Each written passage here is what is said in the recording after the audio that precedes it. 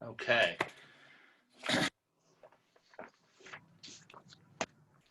So I'm going to start off the day here. I would like to welcome everyone to day 7 of SABR Virtual. I'm your host for the day, Mark Armour. We have an exciting program for you today. We'll be hearing from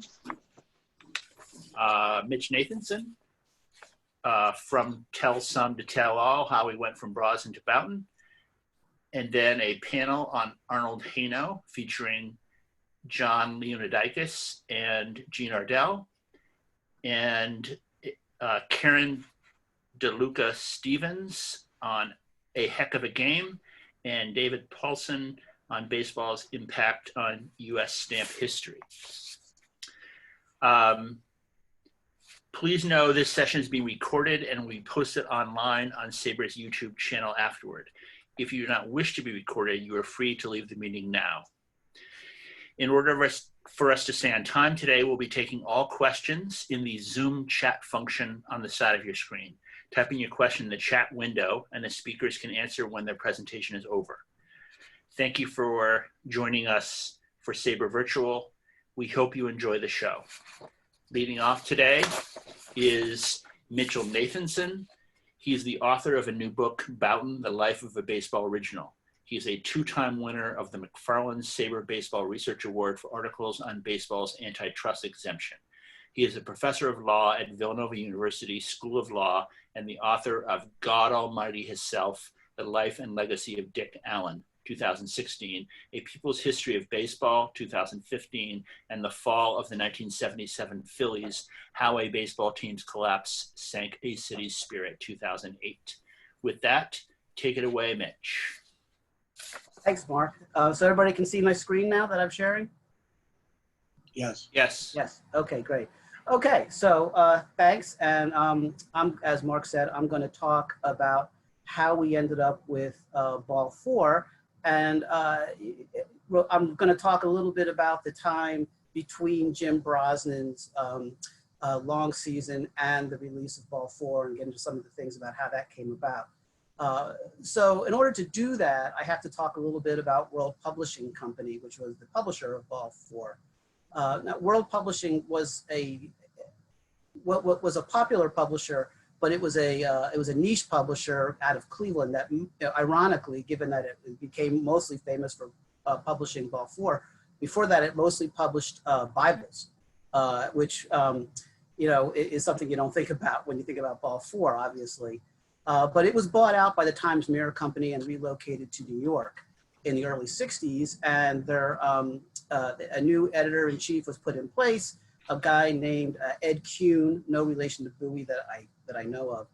And he was given a mandate to try to figure out where World fits into the New York publishing market.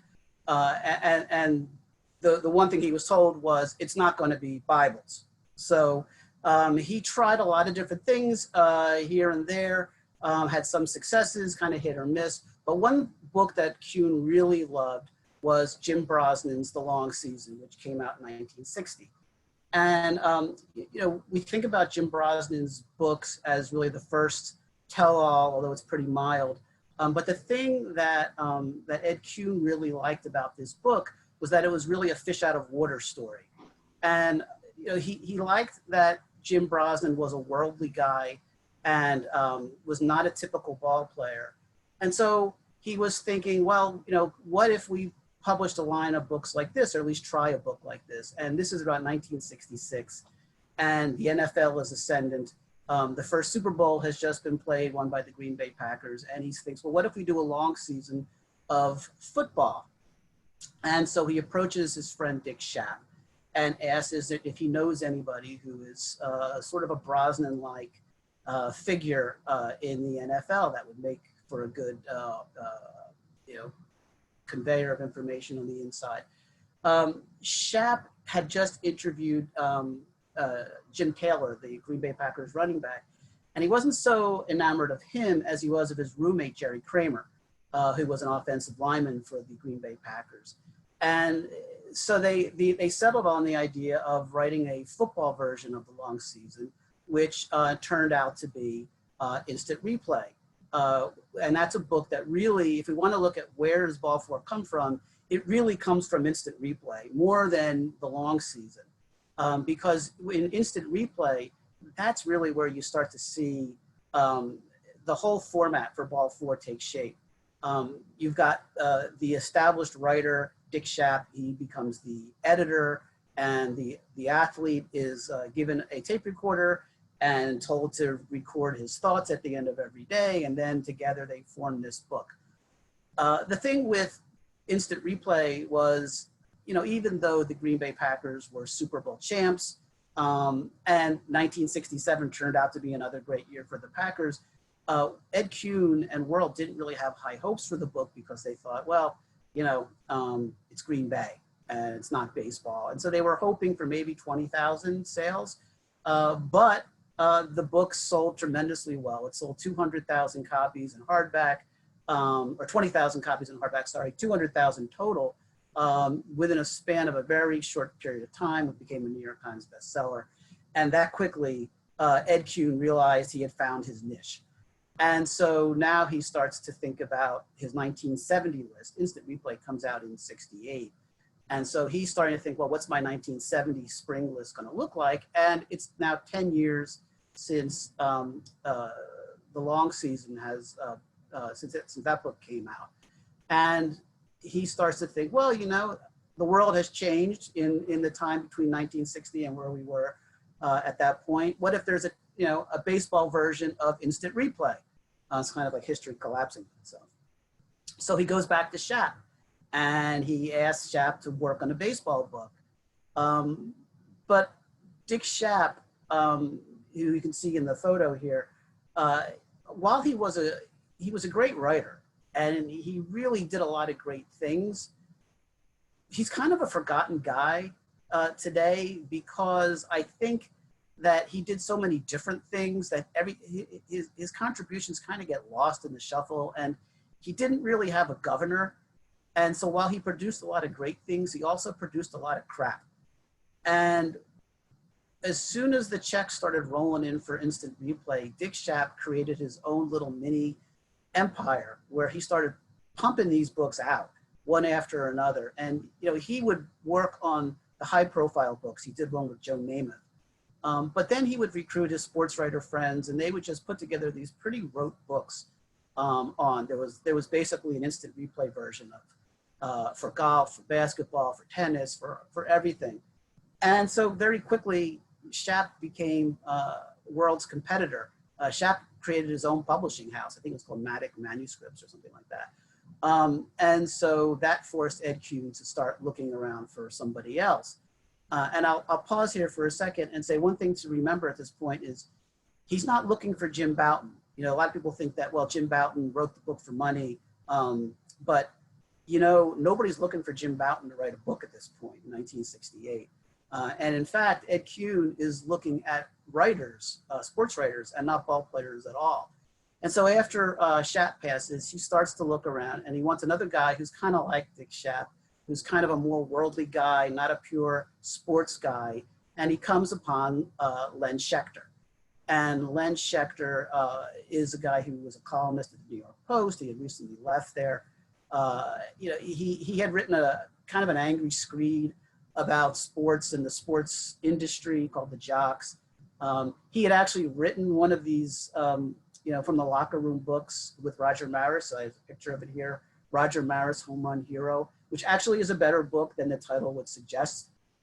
But Maris was a sour guy, and Schechter and Maris did not get along with doing that project, such that by the middle of the season, they weren't even talking to each other. So that made that whole project uncomfortable for Schechter. He didn't really want to get involved in another one. And so he turns Ed Kuhn down. He was particularly upset with Maris, Schechter was, because Maris vetoed all of the good stuff that Schechter wanted to put in the book. So Schechter, finally relented and said, look, if you want me to write this book, there's only one guy I'll write it with, and that's Jim Bouton. And he had known Jim Bouton for many years. He first became aware of Bouton very early on in his career when he saw that this guy who was a rookie already had his own fan club all about Bouton, and I put up a little copy of the newsletter. There's the founders of the All About Bouton fan club, two 12-year-old kids from the Bronx. And so Schechter thought that was a fun column, and he wrote about it, and then he and Bouton became friends. And so he liked Bouton because he knew Bouton would pull no punches, he knew Bouton would tell the truth, and he knew Bouton wouldn't sanitize the situation, he wouldn't sanitize the book. So he insists on Bouton. Problem is, Jim Bouton's no longer on the Yankees at this point, and more to the point, he's not really in Major League Baseball either. He was up in Seattle. The Pilots had not been formed yet. They were going to be formed the following spring. There was no guarantee that he was even going to make the club. And even if he made the club, he was going to pitch for a team up in the Pacific Northwest that nobody would ever see. And really, who wanted a book written by a guy like that? So Ed Kuhn and World was not all that thrilled, but Schechter dug in. And so finally, Kuhn went back to Dick Schaap, and he struck a deal with Schaap to at least distribute a baseball book that one of his writers was working on with Bill Freehand. And so because Kuhn knew that he had a baseball book to go in 1970, which would be Behind the Mask, that's Bill Freehand's book, he let Schechter and Bouton go ahead and write the book that they wanted to write, because he never really thought much was going to come of it. He didn't really think there would be a book, and if there was a book, not too many people would care about it. So he left Bouton and Schechter alone, and that, I think, really plays a big role in the success of the book, because there was nobody breathing down their throats as they're working on it. Now, they spent a lot of time corresponding back and forth with the tapes and things like that, but they also spent a lot of time at the Lion's Head bar in the Village, and that's still there. It's not called the Lion's Head anymore, it's the Kettle of Fish. But you could go in it, and it looks exactly the same. It looks just like this picture, by the way. It was a writer's bar, and the reason I mention it here is because it's the characters that hung out at the head really helped to shape the book, because it was a collection of, there were some sports writers, Schechter was there all the time, but Larry Merchant was there, but also it was right next to the Village Voice. And so you got Norman Mailer, Jimmy Breslin, Pete Hamill, Fred Exley was there all the time. And so there was a round table in the back where these guys would get together and they would talk baseball, but they wouldn't talk baseball like sports writers would generally talk baseball. They had sort of an irreverent attitude toward it. They loved it, but they spoke about it in the context of the larger world. And that really played a big role in what Ball 4 became. Another person who played a big role was a guy who was responsible for getting a lot of these other writers together, and that was Larry Ritter, because he wrote The Glory of Their Times, and Bouton loved that book. And he loved the fact that in The Glory of Their Times, Ritter let the players speak in their own voices, and he didn't sanitize them. And so when you read Ball 4, you get the real authentic voices of the players as they existed circa 1969. And that comes from Larry Ritter, and that comes from this collection of writers who hung out at the Lion's Head. And so that's how it all hangs together. So they go ahead and they go back and forth. You know, Bouton's playing for most of the season, or for all of the season. And so they're sending tapes back and forth, also meeting at the head whenever they can.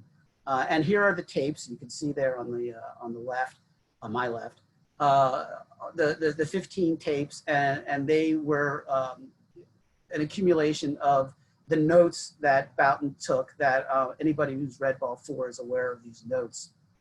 And I was able to go through them with Bouton at his home, and then later at the Library of Congress, and they're just fascinating to go through. And I'll show you a few here. I think I have a few minutes to show you a few of the notes that he took, because they also are really illuminating as to what you end up with.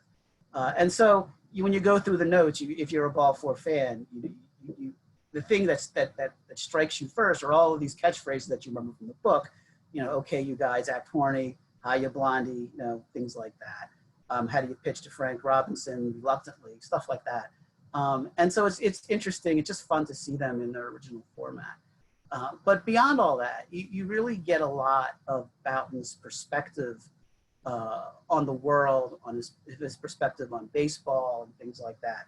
And so I've highlighted a few things here. And a couple of them that stood out to me was, you know, as you can see from these notes, he not only writes on the front of the pages, he writes on the back, he writes on the margins. There's really any spot that was available, you can find some piece of writing. This one I thought was interesting, where he says, I don't want to be just average or appear to be so. I want to appear to be hip.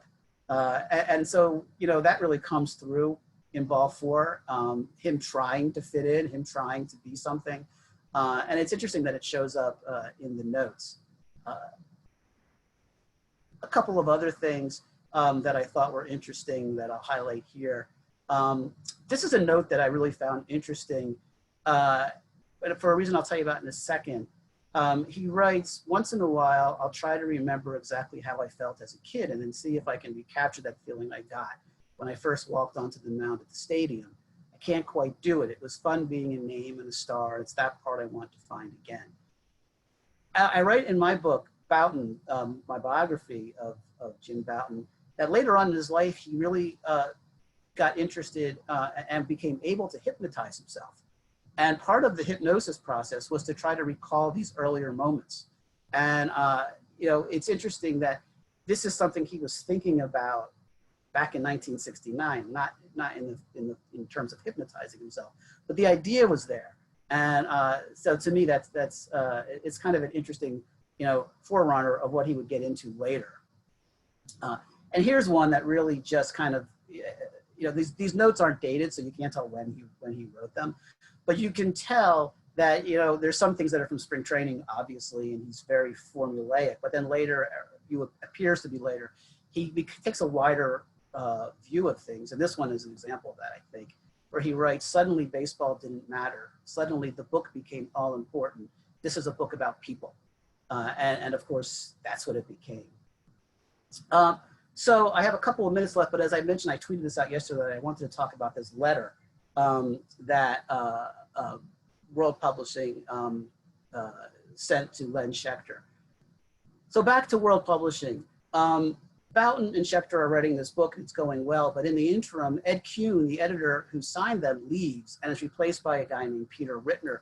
Peter Rittner did not want Ball 4, did not like Ball 4, would have been happy had it never been published, tried to bury Ball 4, and when he got the manuscript back from Bouton and Schechter, he got worried because he thought that he was going to be sued out of existence, so he sends the manuscript off to his attorneys, the World's attorneys, and they come back with this letter where they highlight 42 instances of libelous statements. And so some of them, the ones that I think are the most interesting are the statement that Joe Pepitone stole an elevator may be libelous. The statement that Mickey Mantle closed a bus window on a child's finger is libelous. The further statement that Mantle should have spent more time sleeping and less at the bar is also libelous. The statement that the author hated the Yankees is evidence of malice and must be deleted. And it goes on like this. This is a 5-page letter where it goes through everything that you love about Ball 4 that they think should be taken out of the book.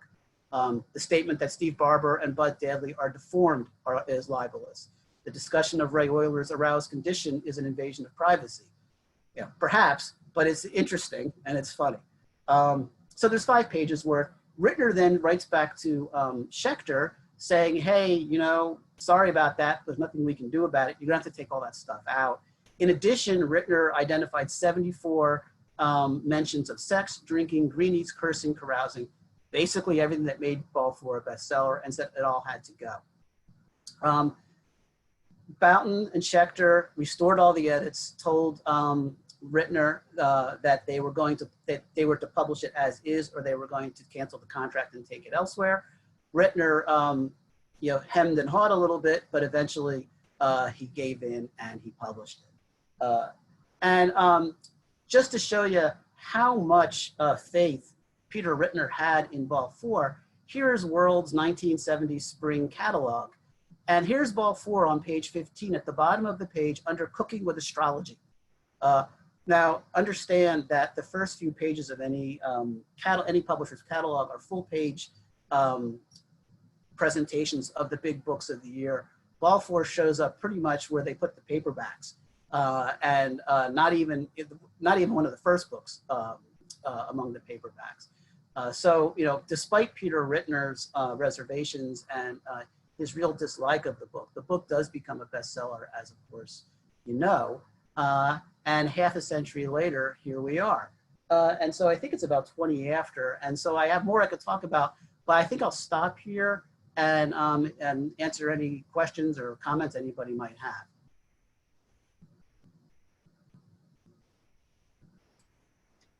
Thank you very, very much, Mitch. That was great. Again, please use the chat function if you have any questions for Mitch. Let's see.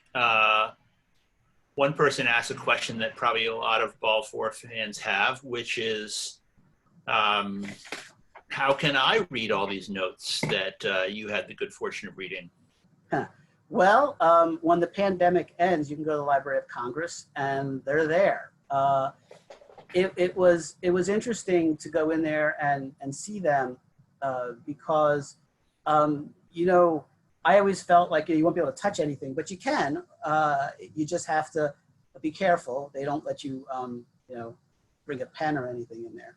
But when the Library of Congress opens, you can go and see all of the materials, all the drafts, the notes, everything. And if you're a Ball 4 fan, or you're a fan of literature, baseball literature, it's really amazing to go see. So speaking of lesser creative outlets, where can I watch all of the episodes of his TV show? You're fortunate that you're not allowed, that you're not able to.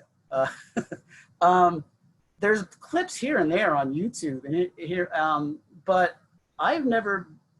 I will say, I am positive I have seen all of the episodes because I watched them when they came out on CBS in the 70s. But they're nowhere to be found in their full format. I don't even think they're in the Bouton collection. I mean, they're somewhere, but I don't know where. He saved everything, but not that. Yeah, he did. Yeah, that I don't think made it.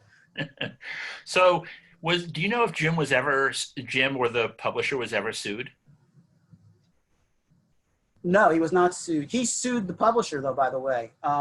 So Nice. when the book comes out, he and Schechter sued World for their marketing strategy or lack thereof, and also they made a deal for the paperback rights under their noses for less than they thought they should have gotten, and so they sued him over that, which delayed the release of the paperback for a while.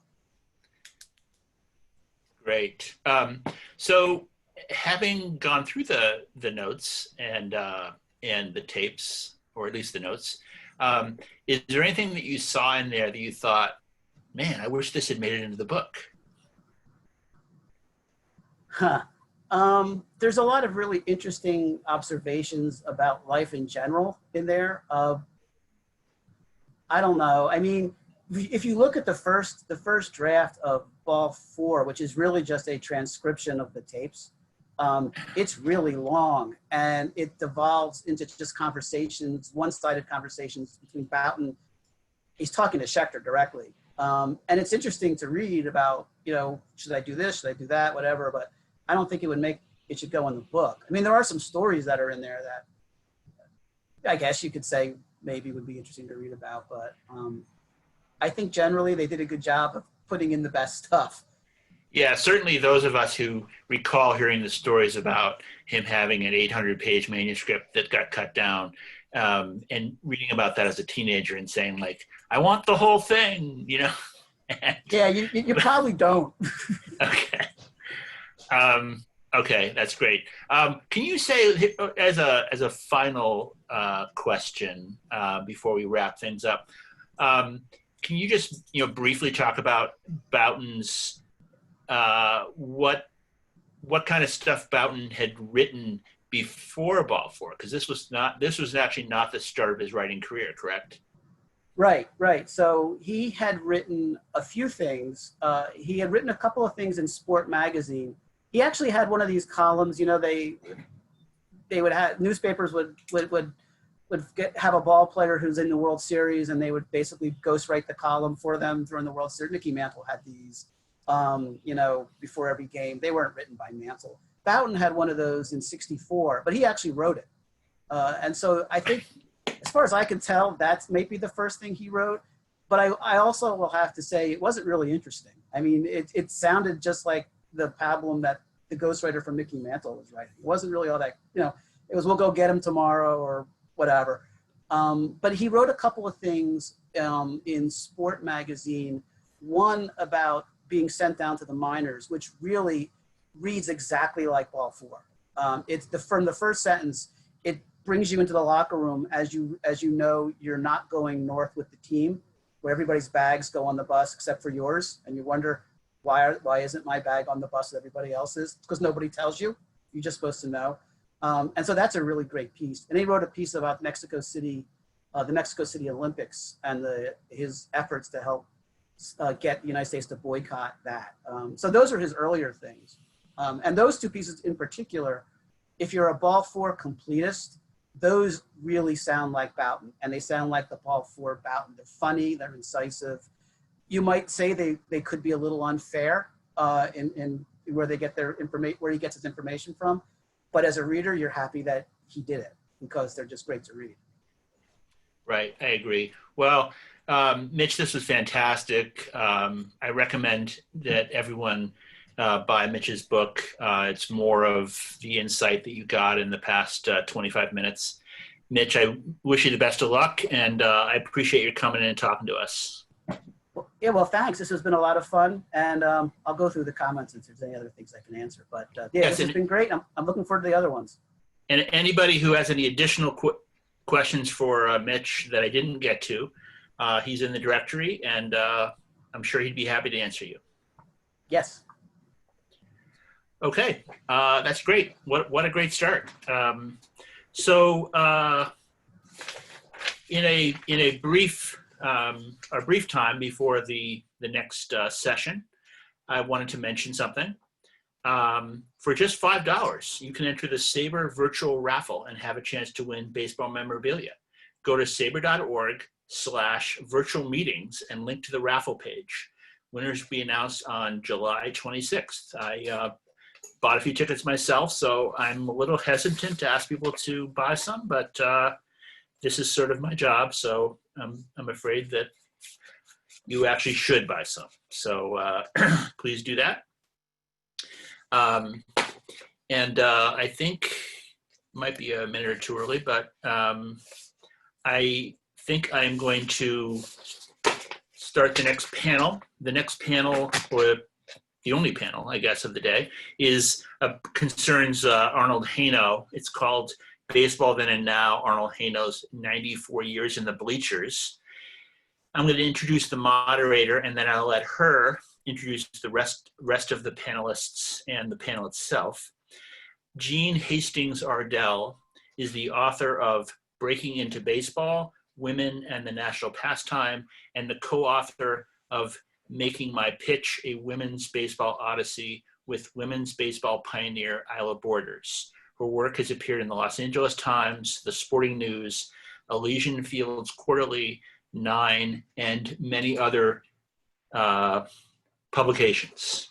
So Jean is on. Let me see if I might have to turn her video on. I'm muted.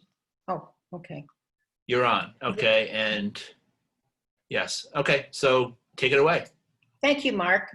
Arnold Hano was originally supposed to be with us. He just lives down the street from me in Laguna Beach. But in doing a trial run, it turned out to be more than he wanted to handle for his 98-year-old psyche. So I apologize for that. However, we have two excellent panelists. We have John Leonoudakis, who has been working with Arnold. He did a documentary on Arnold, A Century in the Bleachers, a few years back. And he's an award-winning documentary filmmaker. Welcome, John. And also Mark is doing double duty here because he wrote a piece, an appreciation of Arnold Hano a few years back in, was it 2015, Mark? That's right. Yeah, about one of Arnold's best known pieces, A Day in the Bleachers, published in 1955. So they're going to be talking. I thought to start out, it made me remember that Steve Gutschere initiated a conversation a few years ago about the golden age of baseball and when exactly did that occur?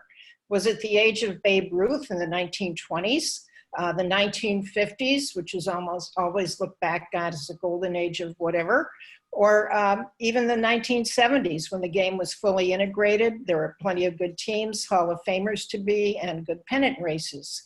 When I asked Arnold about it the other day, he said, I've never heard of that term. But for me, he said, it was my father taking my older brother and me to the ballpark when the game was over. And when the game was over, leaping onto the field and running the bases. And I think many of us could agree with that the golden age is when you first discover the game and fall in love with it. Arnold, in fact, can be seen as the living embodiment of any of these golden ages because he witnessed each of them. He attended his first game in 1926 at the age of 4 when he accompanied his grandfather, a New York City police officer, to the Polo Grounds. Hano estimates he's attended about 1,000 games. Along the way, he saw Babe Ruth's last game as a pitcher in 1933. He won. Jackie Robinson's breaking into the major leagues in the color line in 1947, and Don Larson's perfect World Series game in 1956. And of course, he's the author of so many, many books in addition to Day in the Bleachers, biographies of Roberto Clemente, Sandy Koufax, and Willie Mays. He is above all else, though, a baseball fan, specifically of the Giants, first in New York and then in San Francisco. And he's fond of saying that he can experience more pleasure at a Dodgers loss than a Giants win. He's 98 years old now and well and lives with his wife of 69 years, Bonnie Hano, in Laguna Beach, where he's an avid follower of the town's politics. Laguna is also home to a well-known community playhouse, and Arnold is currently working on a political play in which President Harry S. Truman is confronted by a White House intern named Monica Slavinsky about the dropping of the atom bomb on Hiroshima. We just regret that he was unable to join us today.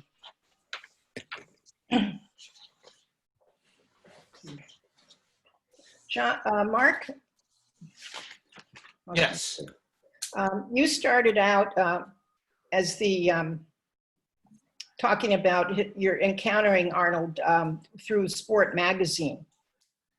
Yeah, so Sport Magazine, for those of you who are young, might not remember this, but there was a time when people could get so much detailed biographical studies about baseball players in Sport Magazine. It was a monthly magazine, and in its heyday, which I would argue was probably from the mid-50s to the mid-70s, maybe even earlier. It started in 1946. But in that time, it was just jam-packed with articles. There was probably, 10 or 12 articles and a bunch of columns every month. And they had some of the best writers, sports writers in America. They were essentially freelance writers like Arnold Hano and Ray Robinson and Lenny Schechter and Dick Schaap and lots more. And they had these long form articles. I this morning in preparation for this, I pulled out, I have a pretty good run of Sport myself, this issue of August 1968, and I literally just pulled this out at random, and I opened it up, and Hano has a piece on Bill Freehan in here, and the piece is, I'm not exaggerating, it looks like it's about 8,000 words long, and it starts out, the best catcher I ever saw, and maybe the best that ever played, was Mickey Cochran, Black Mike, a thick shag of black hair, glittering black eyes, a sweat-slick beard of black bristles, white teeth, and a startling snarl. You always heard Cochran on the field, no matter where you sat. You could almost feel him. Invisible wires stretched between Cochran and his teammates. He pulled those wires, and the mates responded. He barked and they heard. He led and they followed. More than a great player, he was a leader. And unfortunately for Detroit, the last great Tiger catcher until now. And that's how he starts off the story, which then goes on for 7 pages with no photos. Well, there is a photo, but I'm not counting the photo. And he wrote those kind of stories all the time. And that's what that's how I fell for Hano, even before I discovered his book. And I think one of the great advances we could make in the world of baseball research is if Sport Magazine ever came online, or in such a way that we could all sort of read it without having to go into the library. So that's my thought. Yeah. We were talking, Mark, about Hano's subjectivity versus, say, Roger Angel's objectivity in his writing. Would you like to comment about that a little bit? Yeah, so specifically in his book, I mean, his most famous work is A Day in the Bleachers, which remains one of the best pieces of baseball writing that's ever been put to paper, in my view, which was about Game 1 of the 1954 World Series that Hano decided to go to that day, and got online and sat on the bleachers and wrote this book.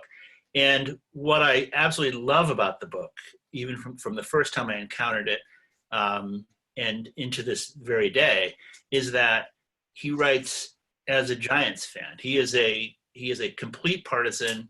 The fans around him that aren't rooting for the Giants, there aren't many, but the ones that are there annoy him. And he tells you very honestly that when players for the the Indians come up to bat, he wants them to get out. And in one instance, when Bob Lemon is up to bat, he said, well, you know what? Honestly, I wouldn't even mind if he got hurt. Like, I want him to be okay tomorrow, but today I just assumed he'd be hurt. And he writes tremendously. He's a tremendous wordsmith, but also he makes you maybe even feel a little bit guilty about the fact that you have these same feelings when you watch a game as a partisan.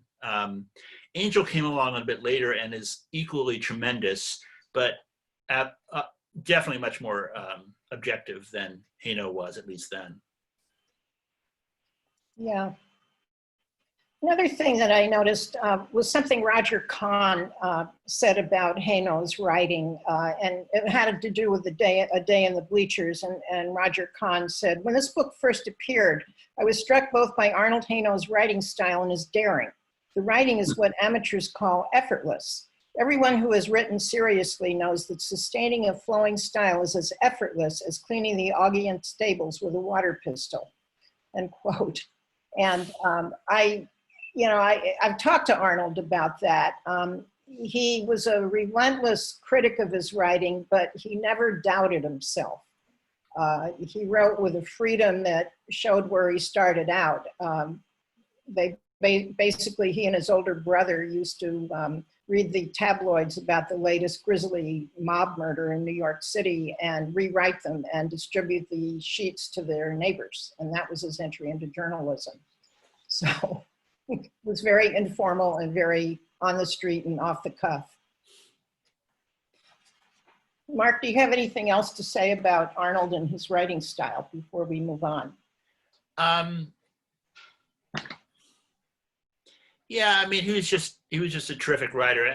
I don't necessarily believe that we don't still have terrific writers, but I think that at the moment, we don't have outlets that allow you to write in that way very often. I'm sure that there are people out there that will come up with exceptions. I mean, certainly the New Yorker does, but in terms of a sports magazine, I asked Arnold about this when I met him 5 years ago or so, and he said that he would get an assignment and then he would go off and he would be able to spend several weeks working on it. So he would follow the person around and talk to everybody he could, and also he and his whoever his publisher was, whether it was Sport or Saturday Evening Post or whatever, if he didn't get it, the person either didn't talk to him or wasn't revealing enough, he would scrap the project. So he had a sense of the story he wanted to write. And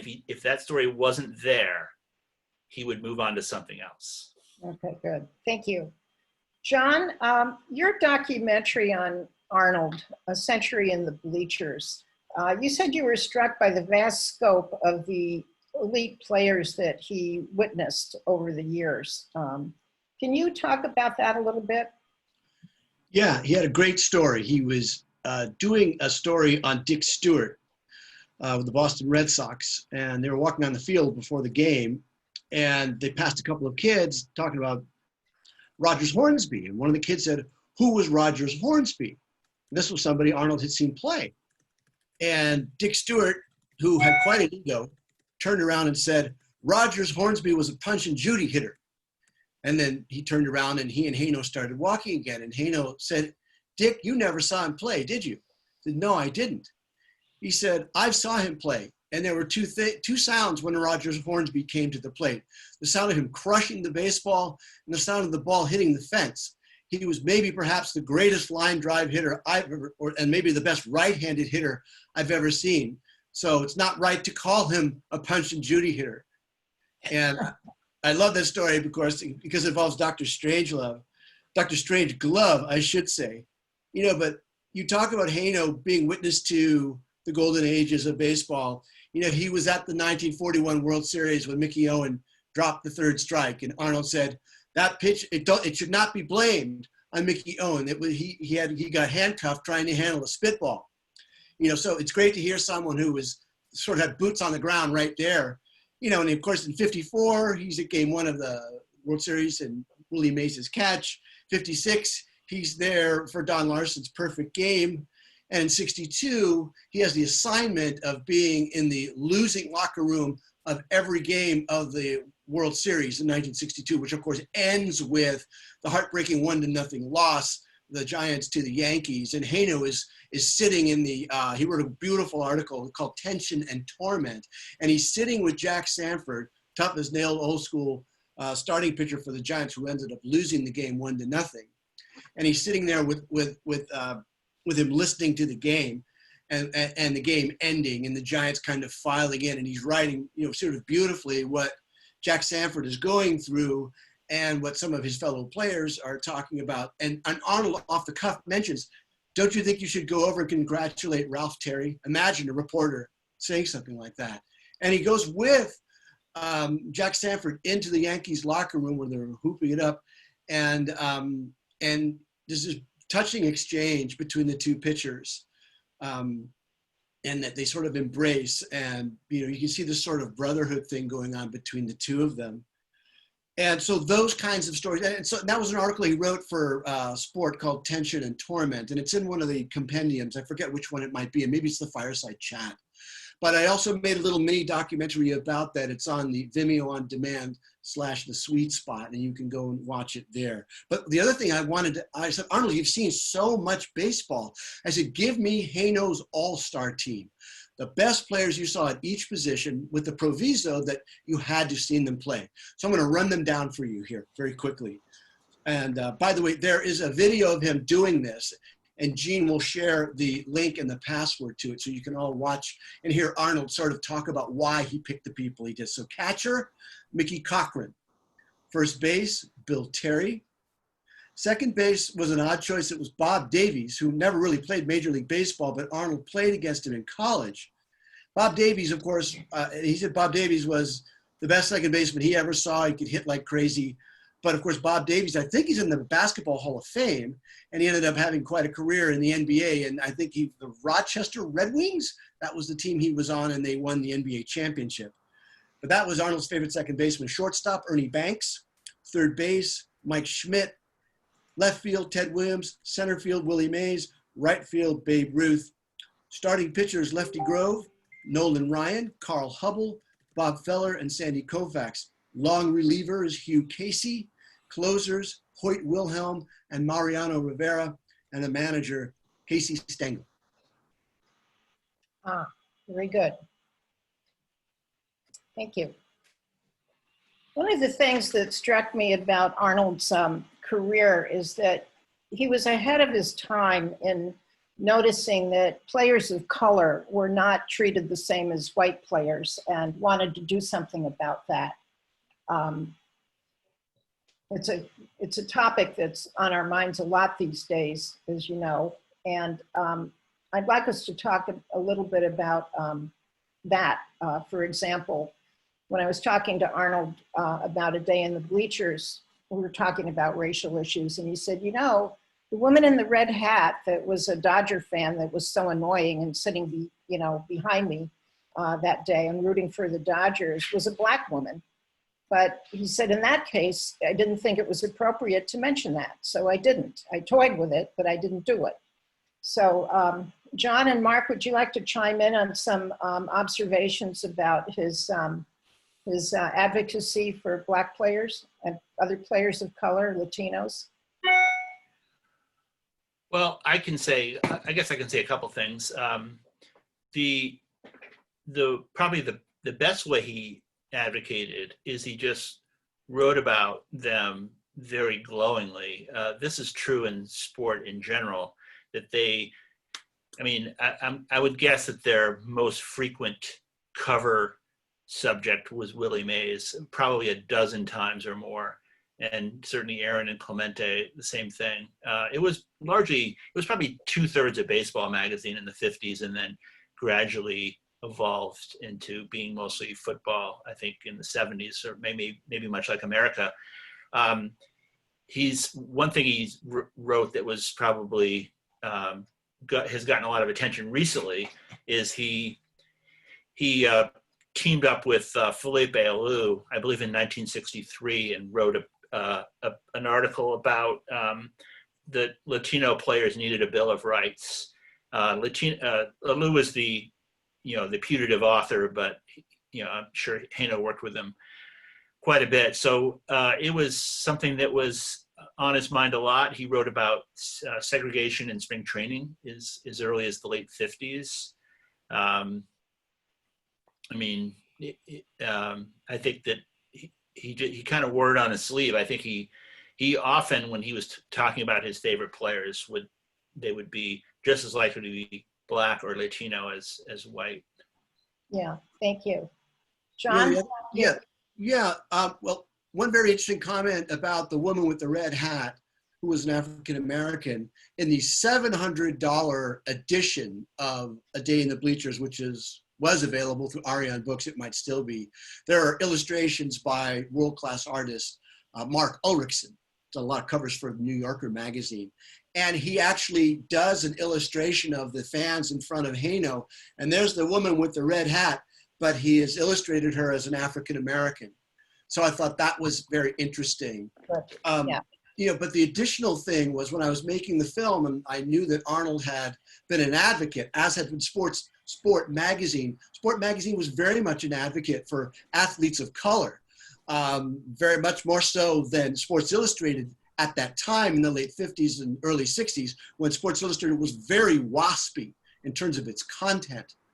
But so not only did he do that article about Felipe, which was really kind of unheard of in its time, when I reached out to Felipe, and Orlando Cepeda was another person who Arnold had a friendship with, and Orlando Cepeda, didn't know me from a hill of beans. And I called him and I left him a message. And of course, he's a god to me growing up in San Francisco as a Giants fan. And I got this message, John, this is Orlando Cepeda. I would love to talk about Arnold Hano. And you can see through both of them in the interviews how much his coverage of them, because as we all know, whatever the subject matter might be, whether it's women who play baseball or minorities playing baseball, if you don't get the coverage in the media, the stories don't really get out there. So Sport Magazine and Arnold Hano and Al Silverman were providing a platform for these guys to get a fair shake. I know they did stuff with Muhammad Ali and Mike Garrett and some other stuff. So they were really ahead of their time. But Arnold loved talking about, when he would go to, I think when he went to first interview Orlando Cepeda, he took him around the Giants locker room. This is Juan, meaning Juan Marichal, Felipe and his brother. And so Arnold got to know all of those, in particular, those players of color very, very well. And in turn, they trusted him. Yeah, yeah. Thank you. We are going to have some time for questions, but before we do, we asked Arnold what he thought of the 2020 season. And he said not much. He wishes it wouldn't happen. John, do you want to chime in about the new rules that you talked with him about, the DH in the National League and starting a runner on second in the extra innings? Well, a few things there, Gene. So number one, I asked him about the season. He says, this is not a baseball season starts April 1st. If it doesn't start April 1st, I'm not interested. But he has never been a fan of the designated hitter. We didn't get to talk about starting the runner on second base. But he and I had several spirited arguments about whether or not replay should be involved. And he's old school. He says, no, it should be totally human, totally up to the umpire, over and done with. You don't need somebody in a cave in New York making the call for the guys who are actually there. And I would argue with him, well, so Arnold, you're going to flush your whole team season down the drain in the World Series because of a blown call? He says, that's right. You can't take the humanity out of the game. And that's what happens when they're doing, what happens when they use replay. Okay. Yeah. He told me that he's against speeding up the game. He's not of the school that wants to have the game go faster. He says, I'm happy when it goes slow. I could spend hours watching a game. It's a sustaining game. And I think that just sums up his attitude toward the game. He is a traditionalist, John. Any other comments either of you would like to make before we open up for questions? I would just like to say I agree with him on the quote unquote speed of the game. Nobody ever cried that Gone with the Wind was 3.5 hours long. You're there to be entertained. It's a baseball game. It's a game with no clock. I realize it's trying to, a 19th century game with no clock is trying to survive in a culture of instant gratification. But that's one of the beauties of the game. And I agree with Arnold. All right. Yes. One thing, John, before we take questions, will you please tell people how they can access your documentary? Yes. Number one, I was absolutely horrified to see that it's no longer available on Amazon Prime. That was Mark Simon here who just mentioned that. But yeah, you can see it online. It's streaming Vimeo on demand / The Sweet Spot. It will cost you $1.50, but it's well worth the price of admission. And there's about 7 other hours of original baseball documentaries there that you can watch after that. But that's where you can find it. Thank you. I'm looking for questions. Here's one from Jacob. Other than Bleachers, what other Arnold Hano stories or books would you most recommend for newcomers to his work? Anybody want to chime in on that? Well, a lot of really until the 1970s or so, most of the books that were written, baseball books were written really before Ball 4 certainly, were kind of written for like the teenage boy kind of market and or girl. But so Hano wrote a great book on Sandy Koufax, and he wrote more than one, I think, great book about Mays, with Mays as well, which are great because again he doesn't settle for just the hagiography, so he tries to dig in and get actual stories. So he's written a number of books. He's also written non-baseball things, which I haven't really sampled very much. I know he wrote a lot of Westerns. I think he's written a few novels. I think he's written many dozens of books, which I am not an expert on. I would suggest checking your local library. You can find a lot of his books on Amazon Prime. I would highly recommend his fiction piece called The Big Out. which is almost like a baseball noir kind of book, and that's available on Amazon Prime. These sort of noir books, noir westerns are great. There's one of his books where, you know, he writes from the villain's perspective, and it's called So I'm a Heel. And it's about a guy that's been disfigured in World War II and kind of has one bad break after another, and he's just a bad guy. So there really isn't a protagonist. And there's Arnold's writing about that sort of thing in the early 1950s. And let's not forget that he worked with Jim Thompson, the great noir author, at Lion Books. Arnold was his editor, and Arnold said he did some really great work with him there. Yeah. Arnold was prolific. He said of Ray Robinson, who moved around as an editor, and that he took Arnold with him wherever he went and made sure he got lots of assignments. And he did some extraordinary non-baseball journalism. He won a national award, I want to say in '73, for a piece he did on Mineral King, which is a pristine part of the High Sierras, and Disney wanted to open a ski resort there, and the environmentalists were dead set against it. The case actually went to the Supreme Court, and some of Arnold's words were cited in the decision that came down against Disney in that case. His work should be collected. He did a lot of short stories. I know he was deeply disturbed about the McCarthy era politically, and he wrote some short stories about the fiction about that. You know, it's not just Sport Magazine that should be gathered up, but there's other things out there that would really be well worth reading. I'm going to go down and talk to him about that.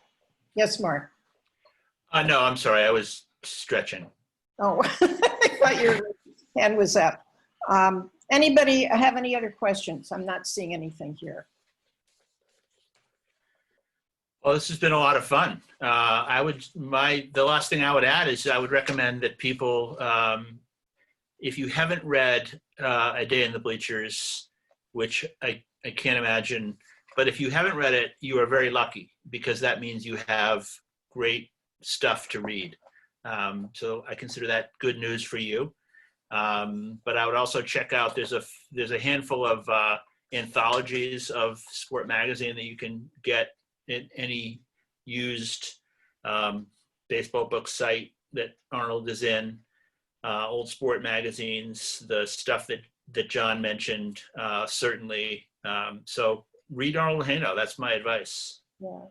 Yeah, and finally, someone wanted to know where Arnold's papers are going to go someday, and I will ask him. I don't know. Gene, can I mention one other thing? Yes, sir. On that same Vimeo site, you can also find other Arnold Hano stories. The All-Star Team is there. There's also another mini documentary about him comparing and contrasting Mickey Mantle and Willie Mays. And there's also another great story of Arnold Hano and Mr. Robinson hosting Monty Irvin, and how Monty Irvin interacted with the children in their neighborhood in the summer of 1961 on Fire Island. It's a very touching story. All of that is available on that link that I shared earlier. Good, thank you so much. Thank you, everybody. I think that closes it. Perfect, Gene. All right. Very much appreciated. Appreciate your help.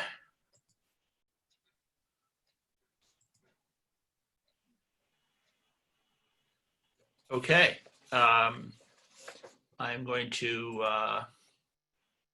see if I can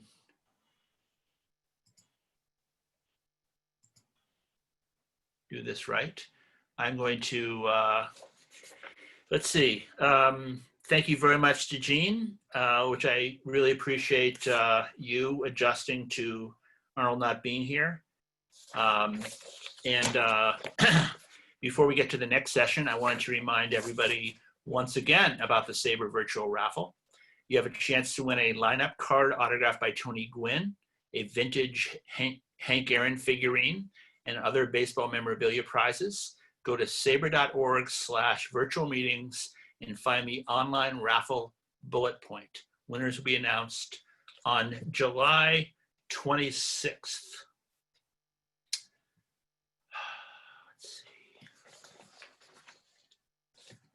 Okay.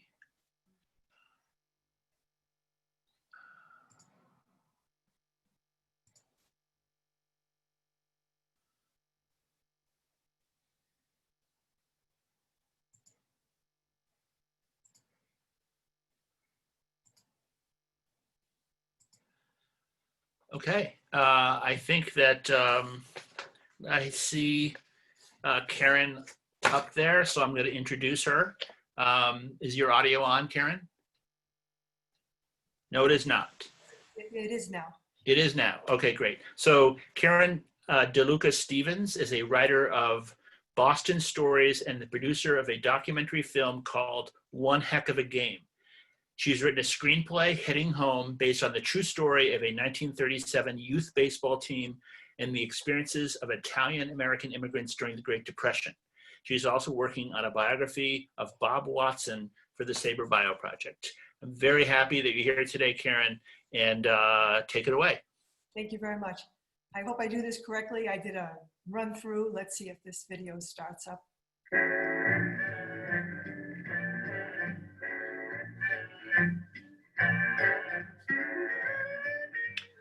I think you have to share your screen. 1937. There you go.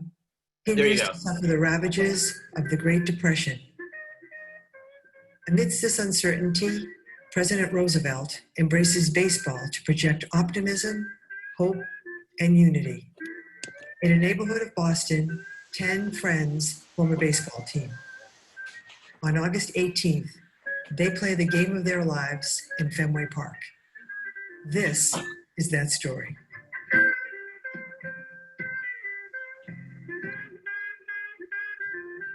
It's important to understand and appreciate that this event occurred in 1937, which was the height of the Depression.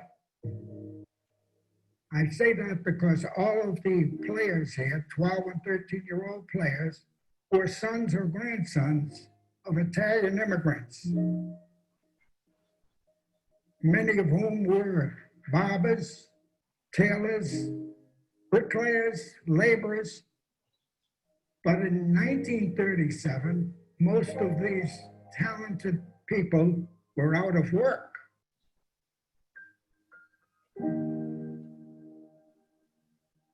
The previous year, 1936, a great ball player, Joe DiMaggio, broke into the major leagues. And he was an idol to the Italian-American community. People like DiMaggio made you feel a lot more accepted. Most of the players came from Carter Street and Maverick Street.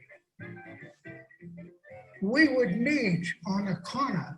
We were called gangs, but not with the connotation that you have today. We just wanted to have something to do. And of course, being the summer, the only game in town was baseball. My dad was Mike English and my uncle Luciano English. My dad played on the team. My uncle was he a He manager? more or less was a manager, yeah.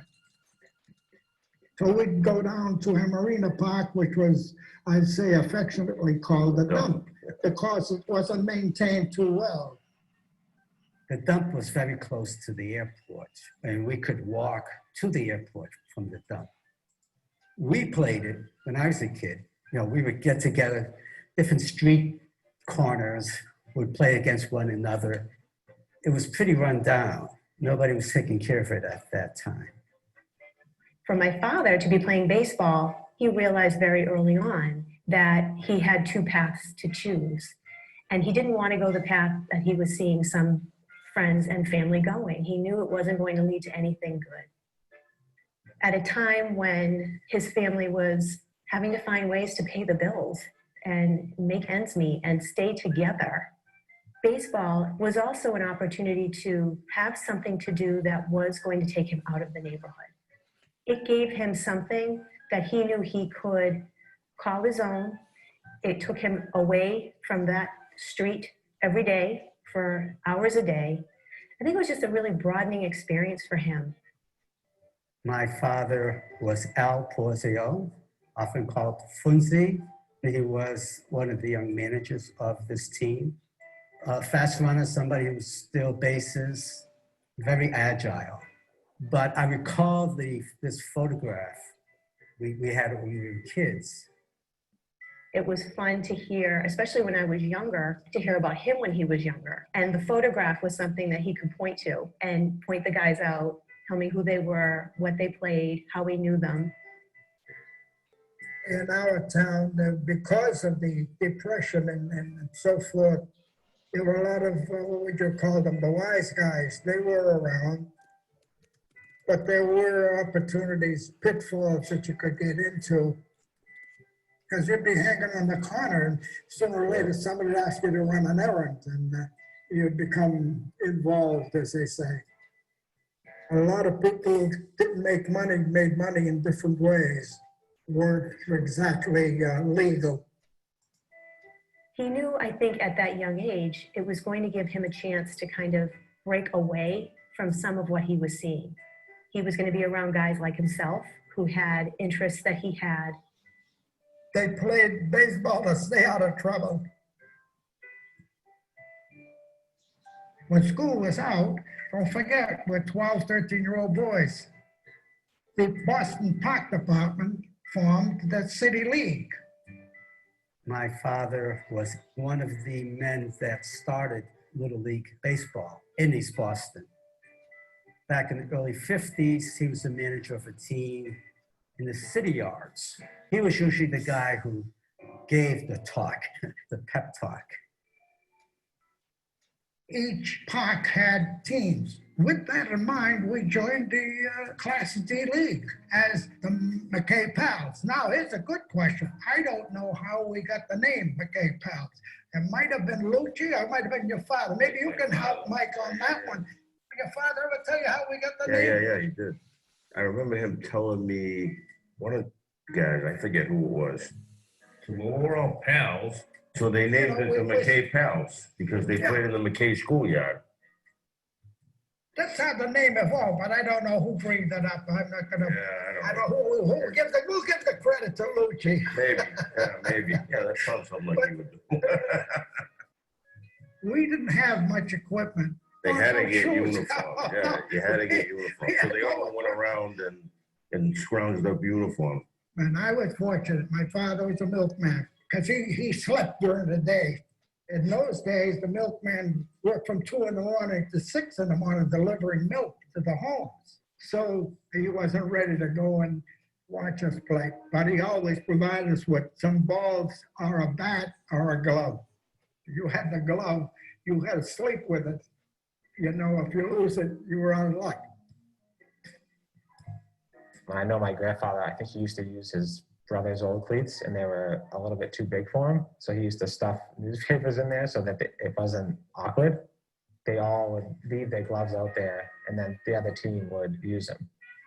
He would always talk about this team constantly. I mean, this game, it meant everything to him. It was probably his fondest memory outside of having kids and grandkids. We beat all the teams in East Boston. I don't know who we played, but I think we played at the Boston Common or the Public Gardens. There was a ball field there. And Mike hit a home run, I think it went to Charles Street. It was a power hitter. Yeah, your father, he was a great ball player, period. Great athlete, period. And in August, well, of course, we had to go to Fenway Park. So we played the last game, and we had to play the Mattapan Midgets. They were like overwhelmed, you know, and they were just running around the field. And, oh yeah, DiMaggio played here. And it was very nice to know that, you know, in the same field that Joe DiMaggio would run. But, Claudine, you were a young boy. I was about the same age as my dad when I also was on a state championship softball team. My father and I had a connection because of our little shared history that way. He would often talk to me about how it felt for him to be the pitcher on that team. Like my father, I am an avid Red Sox fan, and I always enjoyed talking to him about how he felt they would do because I knew the answer. He would always say, well, Kelly, it comes down to pitching. And if they don't have good pitching, they're not going to go anywhere. Being the pitcher really was such a critical role for him. He knew. it came down to him and that he needed to make it happen. And I think he felt like he really had the weight of that team on his shoulders, that it was on him. Winning that game was going to mean so much, not just to himself and to his teammates, but to his community at large. They were all at this place and time where this was a very American thing for them to be a part of. And I don't think any of them, my dad especially, felt like this was something not Italian. You know, they had a little more difficult with somebody coming who spoke English, who came from the UK, let's say. You were Italian, that's for sure. You were gaining from East Boston, yeah. Besides being an American, because you found that out in 1943, I found they drafted me. Yeah. The war made everything equal, really. That little team was really an inspiration to a greater group of people who at the time didn't have a lot to sort of hope for or aspire to.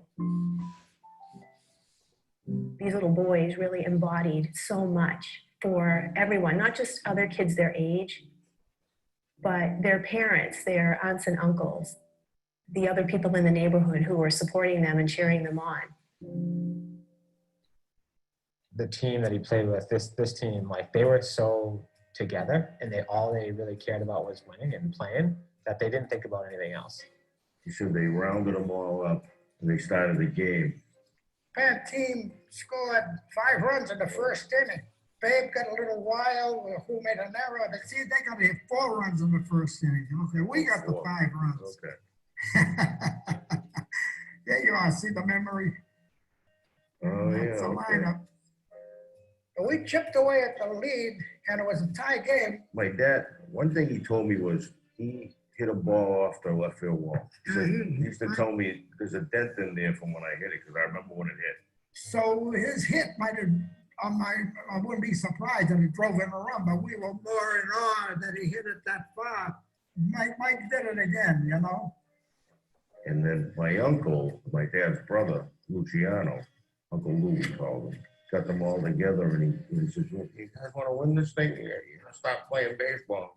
And then in the 4th inning, you guys got 5 runs, and then 2 in the 5th, 1 in the 6th. The last of the 7th, we scored, Rico Nataro drove in the winning run.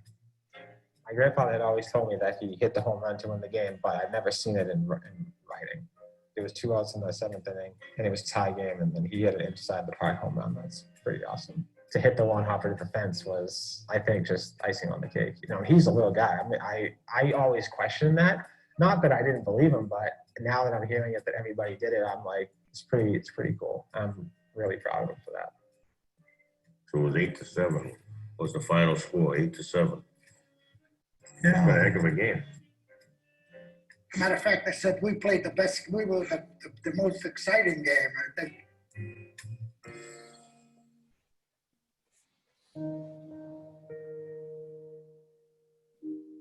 So I'm the sole survivor of this entire group. You're it.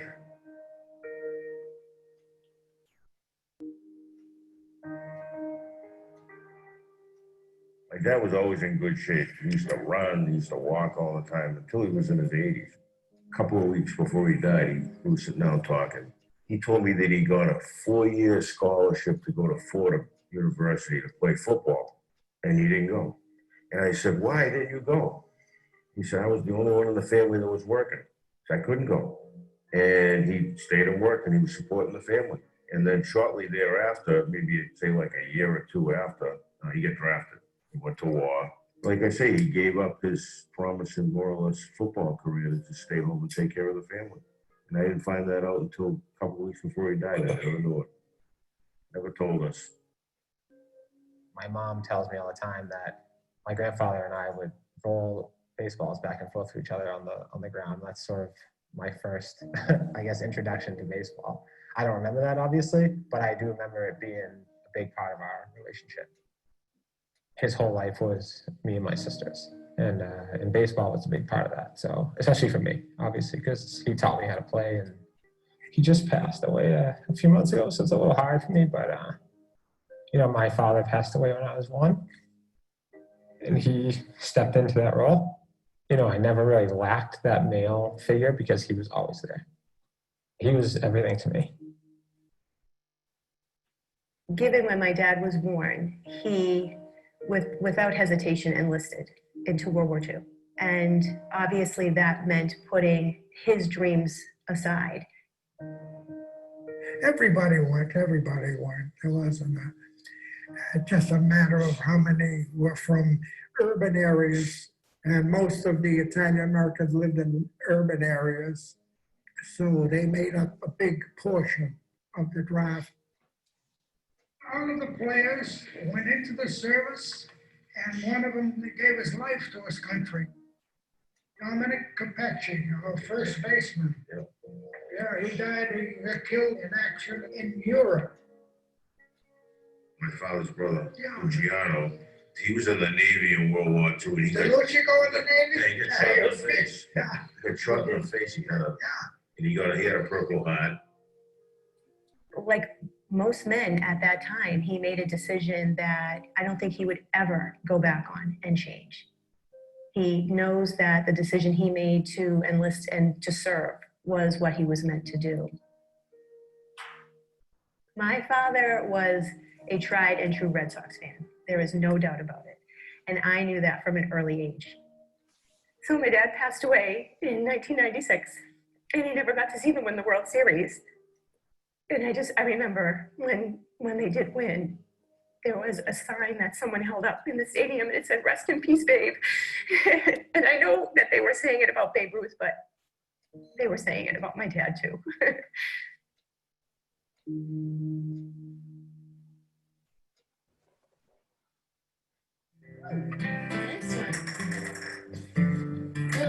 Say cheese. Say. Say. Say. Say. Good man. Say. Yeah, I got it. Say. That's right.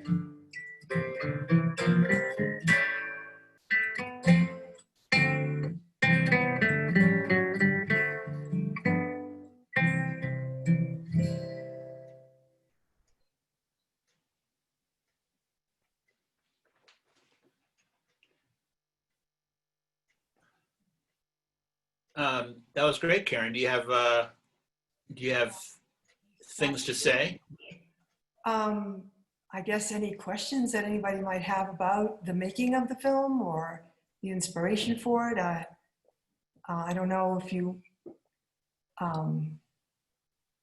like me to jump in on something or.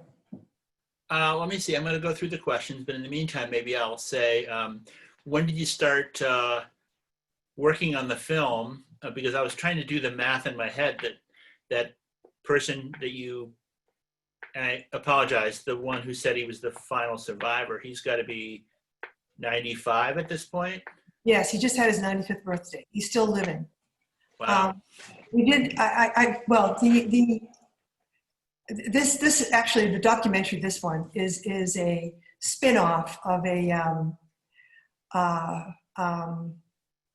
screenplay that I've written for a full-length feature film based on this story.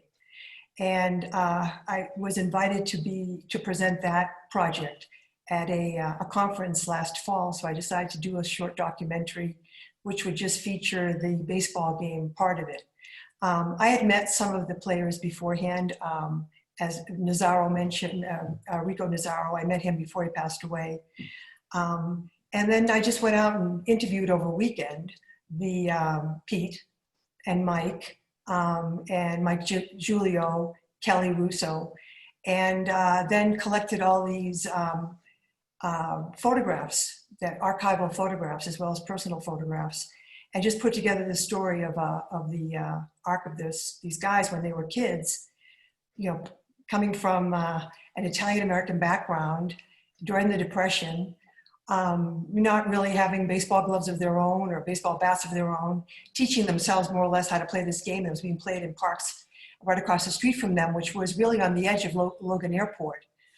So they have very little, and they win their way in a direct elimination series that is organized by the Boston Parks Department, which incidentally, the money for that came out of the Public Works Administration. There was something called the Youth Services Association, and they fed money into cities and towns in across the country. And Boston really took advantage of that and built up a lot of youth sports. So they had baseball, basketball, and football. And they ran this 5-week series through the summer, and they played neighborhood within each neighborhood, then neighborhood to neighborhood. And at the end of every season, either there was the Bees in those days. I remember the Braves were called the Bees for a while.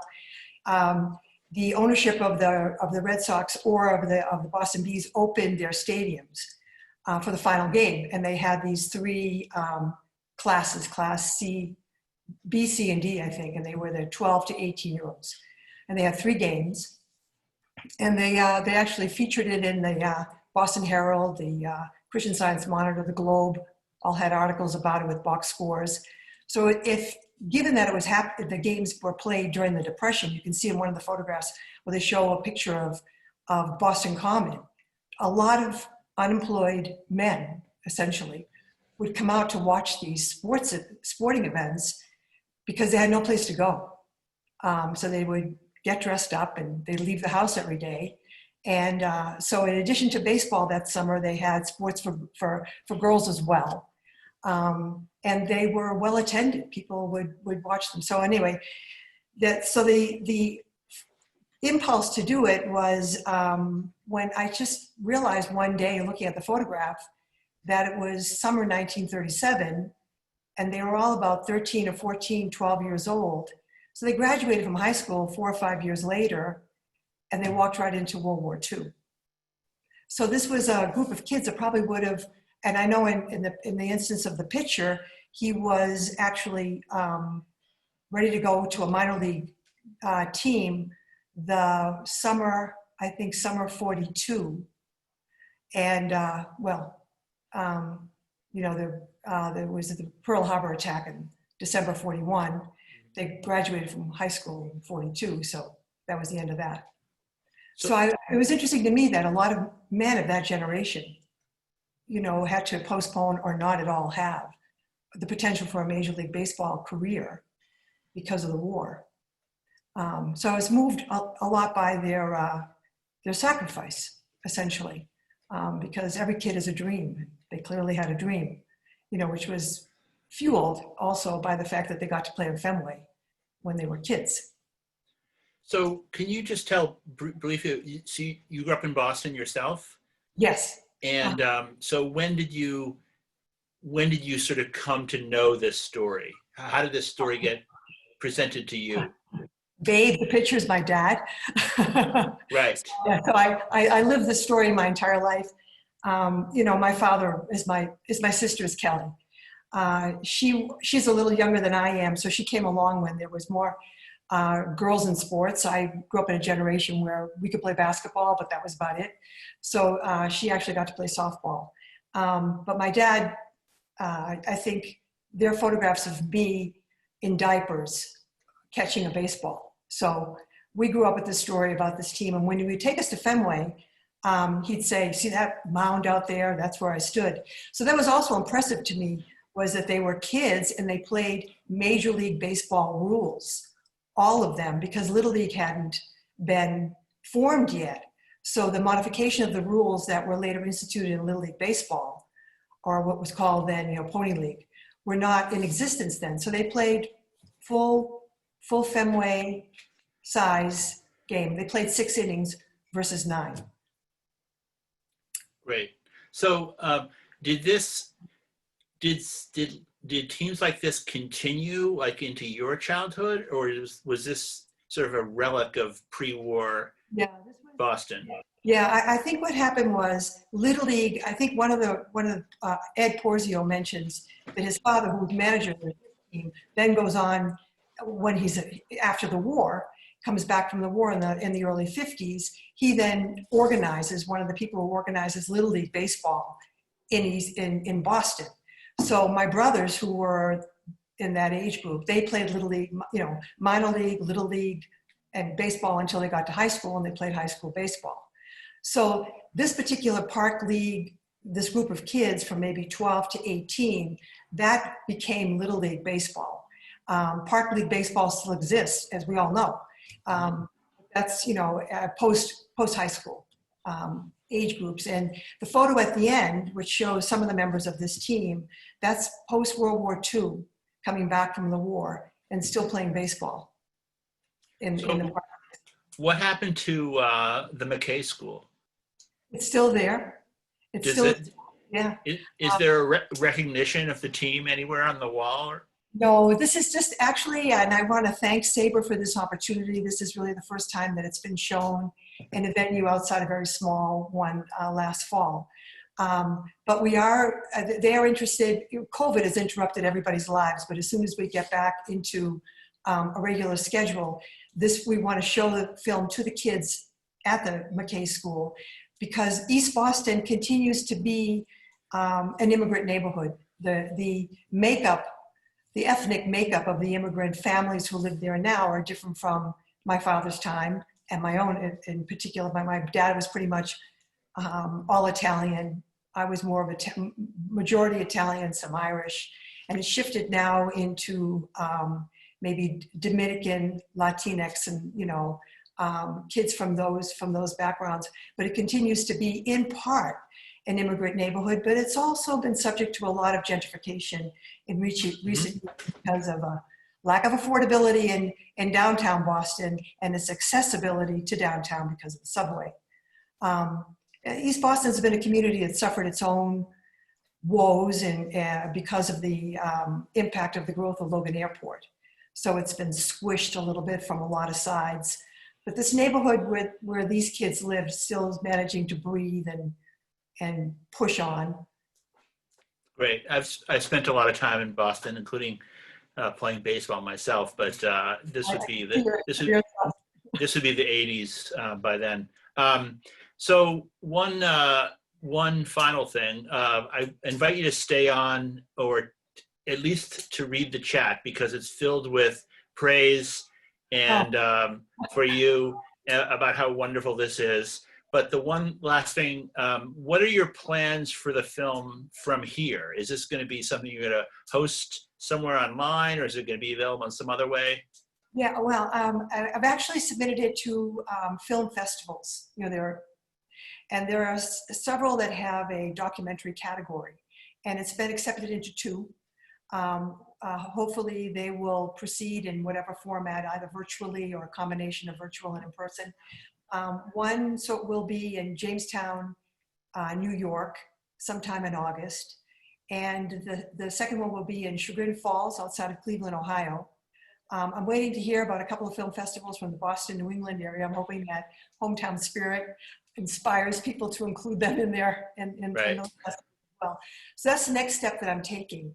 And I really love this to be able to be built out into something like a feature-length film, because I think this is just the beginning of a broader story about the impact of baseball in our lives and generationally what it has meant. I mean, you can see that Rico's great-grandson is hitting those T-balls like he was made to hit a baseball bat. It's phenomenal. And and all the experiences that I had, my sister had, all of us who spoke on this film had, as a result of having a parent in baseball. I mean, we really grew up with life lessons were taught through the metaphor of baseball. Everything my father taught us had a baseball meaning. So I wish that could be brought back more into the when you see young kids in the culture of baseball, the generational part of it and the kind of the meaning that it can have in your life. Well, we certainly wish you the best. And if you need any quotes for your CV, I recommend contacting the people in the chat who are very much in love with your work. Thank you. And I think that I can speak for SABR and say, we hope you expand this into whatever you want it to be, and we'll all watch it. Thank you so much. Thank you. And my email's up there at the end of the film, so if people want to contact me, they can do that, or in any way, but I'll reach out to those who are interested likewise. Thank you very much for the opportunity. I really appreciate it enormously. Thanks. Super, Karen. Thank you. Thank you.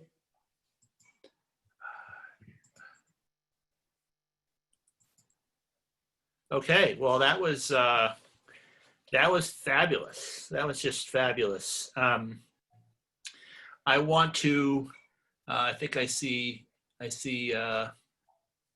David on here, which is great. But before I get to that, I want to take another shot here at the raffle. Do you want the opportunity to win a baseball autograph by Hall of Famer and former Commissioner Bud Selig? No comments in the chat, please. Enter the SABR Virtual raffle, which can be accessed, yes, at sabr.org/virtual meetings. Winners will be announced on July 26th. This has been a fabulous 90 minutes so far, and we have one more session to go, which I'm really looking forward to. Let me see. David Paulson has been a member of SABR's Bob David's chapter in Washington, D.C. since 1983, and the chapter treasurer for the past 11 years. He served as chair of the Oral History Committee and conducted more than 75 interviews with players, executives, sports writers, and scouts for SABR. He has attended 23 consecutive national conventions, and this is, believe it or not, his debut as a presenter, which is fabulous. After waiting 78 years, his Washington team finally won the World Series. And if you don't believe me, just look at his hat. And he is ready to go, David. Welcome. Thanks, Mark. You stole my line there about winning the World Series. Okay, sorry. But that was great. Yeah, it was 11 o'clock on October 30th last year. You can't see. Hey, Mark, we're not able to pull up the presentation. Okay, let me see if... It's saying that the host disabled participant screen sharing. Okay, let me... Mark, you just need to make him a host. Yep, he was a host. I think he might have gone off and come on again. Oh, yeah. Now he's a host. Should be able to do it now. There we go. Yep, we're just getting it set up. Okay. Okay. Hi, thanks for joining. I've attended those 23 consecutive SABR conventions, but I'm looking forward to this one. I'm the new kid on the block, so please bear with me with the presentation. If you have any questions or comments, please use the chat box so I can answer them at the conclusion of the presentation. Have your smartphones available, as you may want to take some photos as we progress. This will be limited audience participation, so be alert. The stamps will be shown in chronological order. I believe there has never been a SABR discussion on U.S. baseball stamps. So here we go. Take a good look at that player in the lower left-hand corner, especially you Cub fans. We'll get back to him later. Here we go. What year did the first U.S. baseball stamp appear? I'll give you 5 seconds.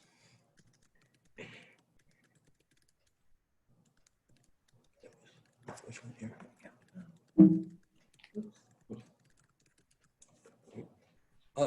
It was 1939. Notice the 3 cents postage.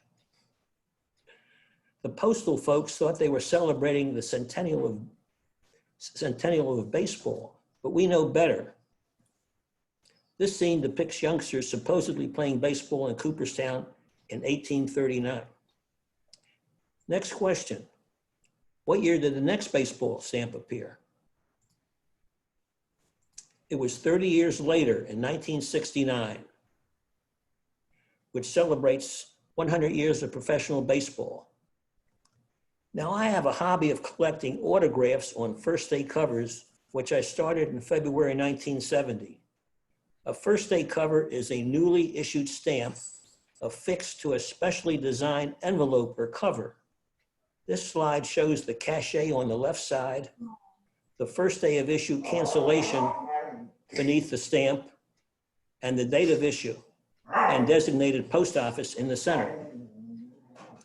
Notice the postmark. Frequently, the postmark will have a connection to the stamp, in this case, Cincinnati. I try to obtain autographs of folks who are in some way connected or associated to the stamp. You'll notice some of these autographs have a close relationship to the stamp, while others not so much. Okay, who was the first baseball player to appear on a US postage stamp? Again, I'll give you a few seconds for the answer. It was Jackie Robinson. So from 1939 to 1982, a period of 43 years, we had just 3 baseball stamps. That's about to change. In the next 35 years, there will be 56 baseball stamps. This was in 82, and here's Babe Ruth in 1983.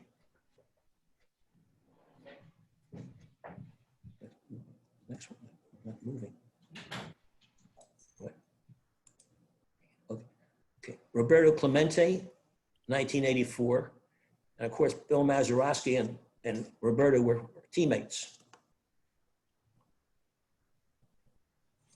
Lou Gehrig, 1989. Okay, this is Olympic baseball.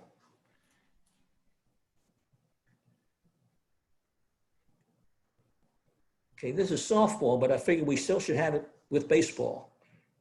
Does anybody know who Dot Richardson was or is? She played shortstop for the U.S. gold medal softball teams in 1996 and 2000. It's Casey at the bat.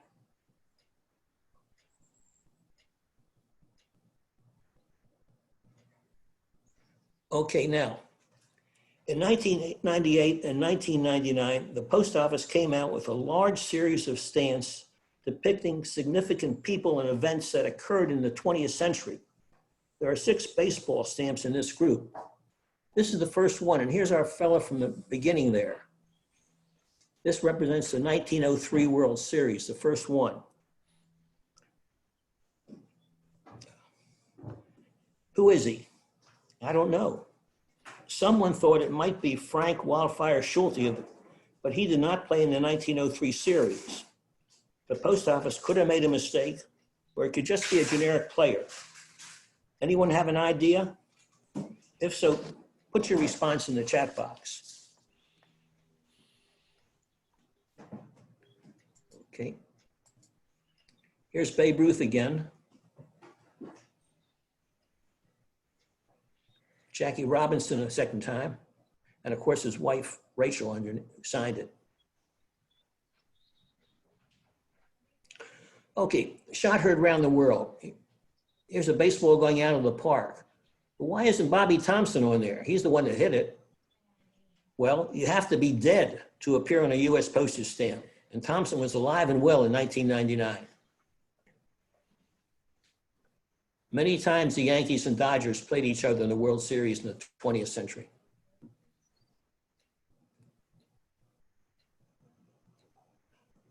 Roger Maris.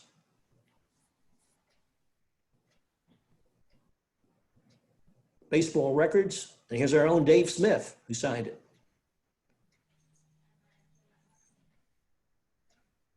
Okay, this is youth team sports. That could be Little League.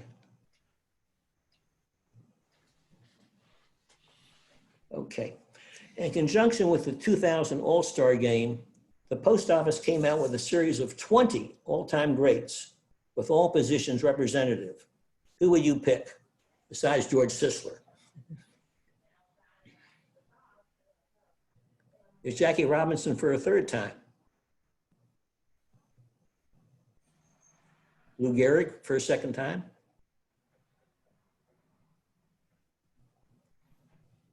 Tris Speaker and Dom DiMaggio, 2 great center fielders for the Red Sox. Jimmy Fox. Dizzy Dean and Eldon Walker and Dizzy Dean faced each other in the deciding game of the 34 World Series. Dizzy won it 11-0. Eddie Collins, Josh Gibson. Ernest Burke was a Negro League ball player. Ty Cobb,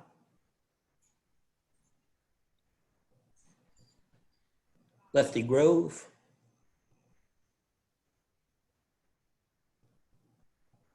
Roberta Clemente again,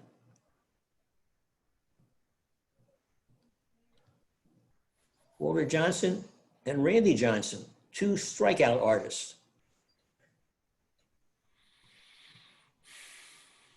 Mickey Cochran, Cy Young,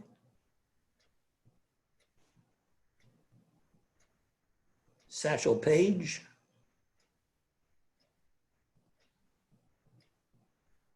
Pie Trainer, Babe Ruth, a 3rd time,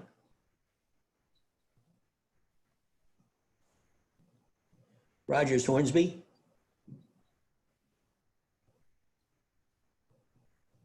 Hannes Wagner,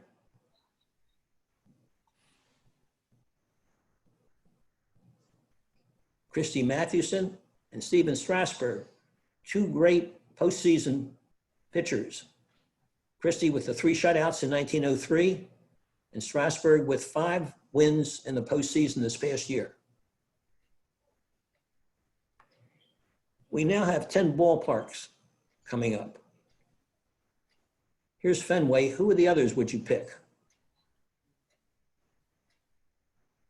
Crosley Field,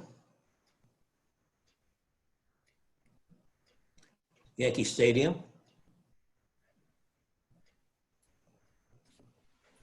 the Polo Grounds,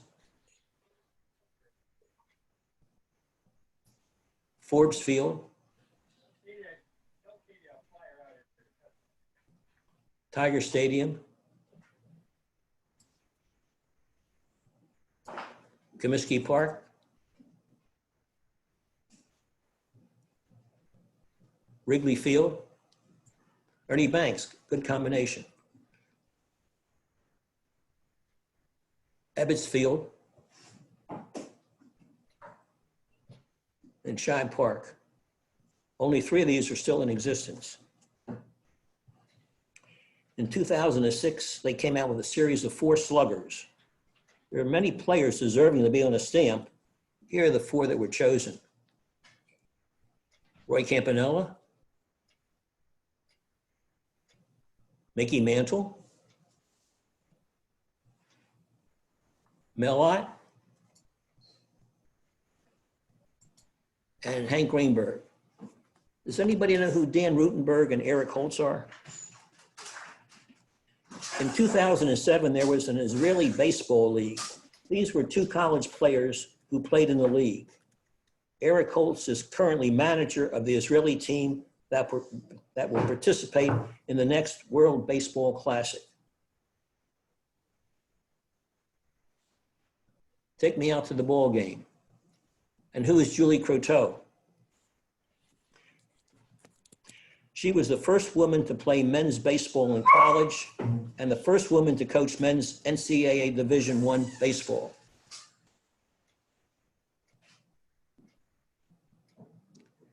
Negro Leagues baseball.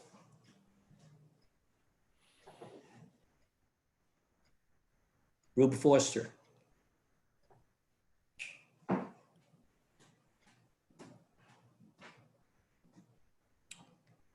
Joe DiMaggio is a series of 4 ball players, came out the same year. Bob Watson. Now, what happened was at the Houston convention, I ran out of first day covers, so I got their autographs and I just put them on like this. That's the only 2 I did like. Everybody else signed it. Ted Williams and Willie Stargell. Now, this ball stamp came out in 2017. There was a volleyball, a basketball, a football, a soccer ball, and a baseball. I'd like everyone to take a picture of this slide or write it down, write the address down. It is the address of the Citizen Stamp Advisory Committee, which is composed of 11 people of different occupations and professions. They decide which stamps will be issued.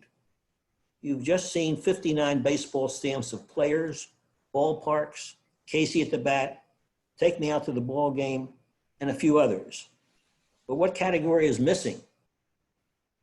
Managers. There are no stamps of Connie Mack, John McGraw, Casey Stengel, Miller Huggins, and others.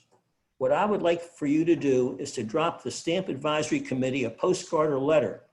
Sorry, they don't take emails, urging them to issue a series of stamps of baseball managers. Will this work? Yes.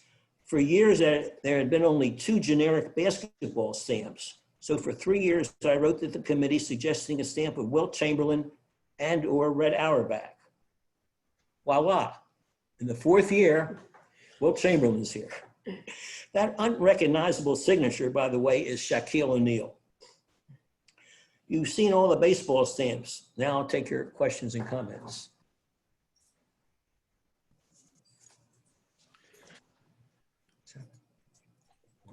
That was great, David. Really appreciate that. I hope that people will put their comments in. But in the meantime, besides managers, I guess, do you? Umpires. I assume you have a massive stamp collection, right? I've got about 4,200. Okay. No, they're not all baseball players. No, I've got about 250 to 300 baseball players. Right. But it's a hobby, and I go for autographs. Yeah, well, we all have our hobbies, so I'm not, no need to apologize. So question for you, when did you get interested in stamps? Were you collecting stamps as a kid? No, I wasn't. Except after I got married, it wasn't, I just thought through the years, I thought maybe I should get interested in the stamps. And I was talking to my wife about it at the time, and she says, you ought to talk to my cousin. He collects stamps and gets autographs on them or something. So I called him up, and he told me what to do, how he does it and what to do. And it sounded very intriguing and cool, because I always was interested in autographs. So anyway, that's got me started. But it didn't start till 1970. So I was, what was that? 31. I was about 40 years old then. I think one of the first times I remember seeing you at a national, you've probably been there, it was probably 20 years ago, and you spoke at the business meeting about trying to get somebody on a stamp. I forget who it was. Maybe it was Walter Johnson, I think, maybe. But anyway, I'm guessing that this is, I'm wondering if when some famous baseball personage dies, if the first thing you think of is, oh, great, now we can get a stamp. Well, no, but the only thing, well, there's only going to be so many people. If I've already got his signature, his autograph, and he dies, no one else is going to be getting it. Right. Good point. So another question, what do you know about baseball stamps in other countries? Well, in other countries, you don't have to be dead to be on a stamp. In fact, the U.S. is probably one of the very few countries that has that rule. I've seen it's big in the Caribbean, and I remember once, it's not baseball, but Kim Clijsters, the tennis professional, who won a couple of Grand Slams. She's from Belgium, and I wrote to her, instead of using the stamp self-addressed envelope that I sent her, she used her own envelope, and the stamp on the envelope was her. So I got her autograph on the same stamp. That's great. That's great. So, what do you have a white whale out there? I mean, you have all the baseball stamps, but are there other stamps that you really wish you had in your collection? I've got them. Yeah, I've got stamps of political figures, authors, scientists. you name it. A lot of stamps are people who've done something. Their names are not familiar, but they've done something unique, like the fellow who discovered the planet Pluto. There's only a few planets to discover, and he discovered Pluto as he was a young fellow, about 21 years old or 22. He just started astronomy, but he got it there. But baseball is probably the biggest category of stamps I have, but it's not by far the majority. So how long does it take from the time that you, a passionate person like yourself, hears about a stamp or hears about the fact that they may have a stamp till the time that the stamp is actually in the post office? How long does that sort of birthing period take? Years ago, the post office would put, usually maybe, say the year was 2000, maybe 3 months before that, they'd come out with a list of all the stamps that would be published in the year 2000.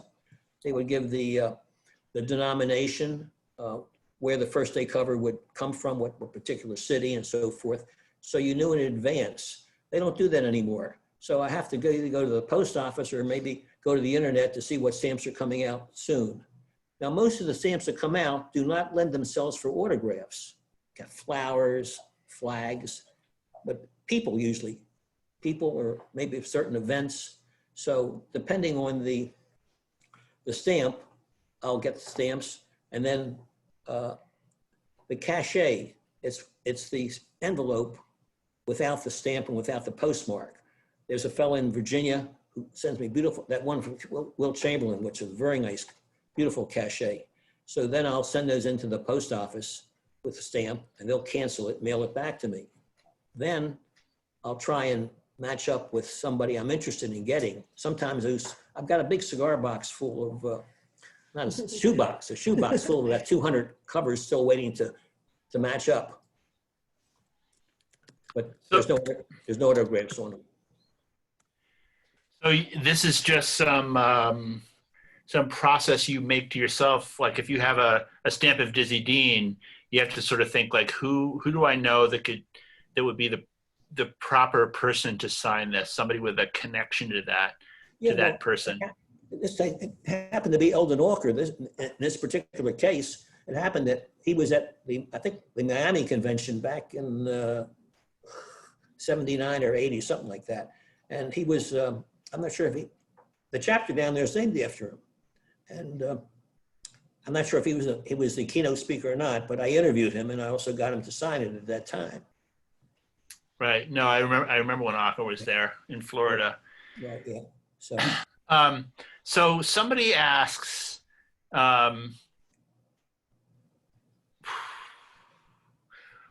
whether there is a significance in where the first day covers are postmarked.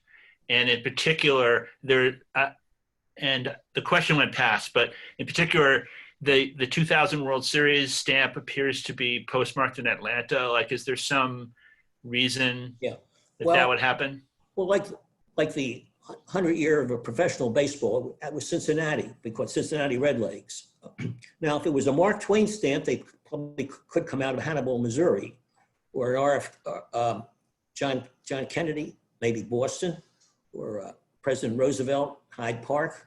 So sometimes there is significance and sometimes there's not. Right. But there is a ceremony. I've never been to one, but when the day it comes out, there is a ceremony. Perhaps if it's a person, they may have his relatives there, or her relatives there, or something like that. So is the promotion of trying to get a baseball stamp made, is that tend to be grassroots, or does Major League Baseball or a team or something get behind it? It's grassroots, or maybe someone had an idea. I told you there's 11 people on the committee, and perhaps one of a baseball fan, or maybe somebody had sent in something. The only one I've sent in that's been successful has been Will Chamberlain. Now, I have sent in once or twice for the managers, and hopefully we'll get more SABR members from around the country that might make an impression on the committee. The the post office does like to have a lot of new stamps come out because there are a lot of stamp collectors.